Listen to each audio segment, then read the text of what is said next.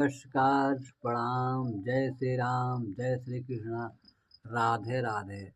दोस्तों, आप सब कैसे हैं? आशा करते हैं अच्छे होंगे, स्वस्थ होंगे। दोस्तों, हम एक शिव जी का भजन सुनाने जा रहे हैं।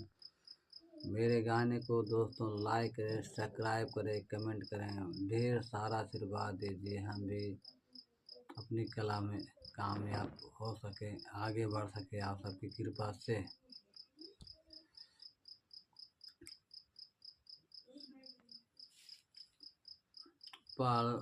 पर्वतवा ऊपर गौरा जी सो हैं, शिव जी की बाट हो पर्वतवा पे गौरा जो हैं।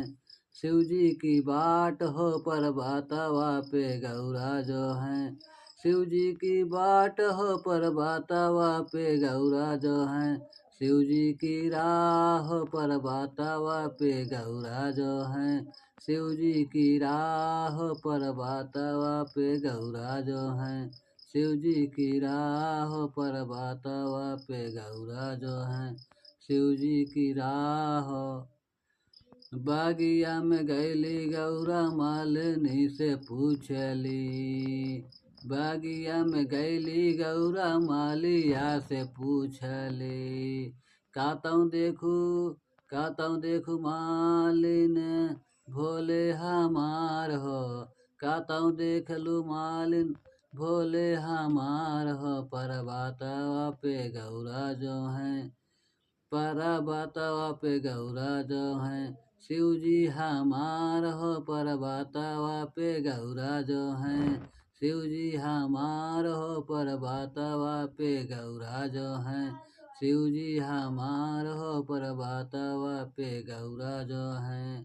कुआना पे गैली गौरा महारिन से पूछली। कुआना पे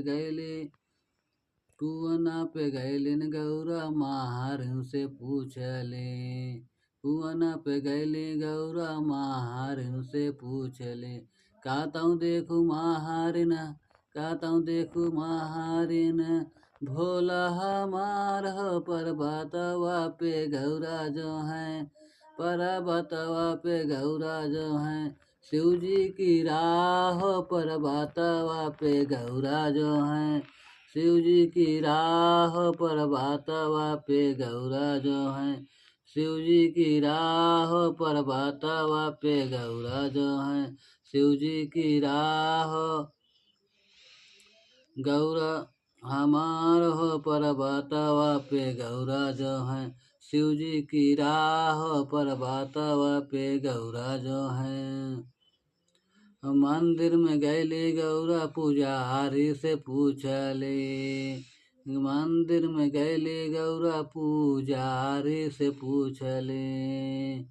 मंदिर में गैली गौरा पुजारी से पूछली। कातऊ देखा पुजारी हो। शिव जी हमार हो। कातऊ देखा पुजारी भोले के हमार हो। पर्वतवा पे गौरा जो हैं। पर्वतवा पे गौरा जो हैं। शिव जी हमार हो पर्वतवा पे गौरा जो हैं। शिव जी की राह पर्वतवा पे गौरा जो हैं। शिव जी की राह पर्वतवा पे गौरा जो हैं। गौरा गैली भक्त के दुआरिया। गौरा गैली भक्त के दुआरिया।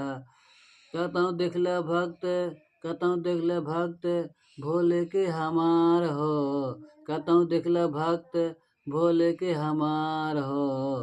पर्वतवा पे गौरा जो हैं। पर्वतवा पे गौरा जो हैं।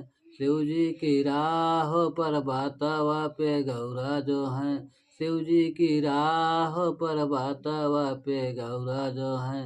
शिव जी की राह पर्वतवा पे गौरा जो हैं। शिव जी की राह।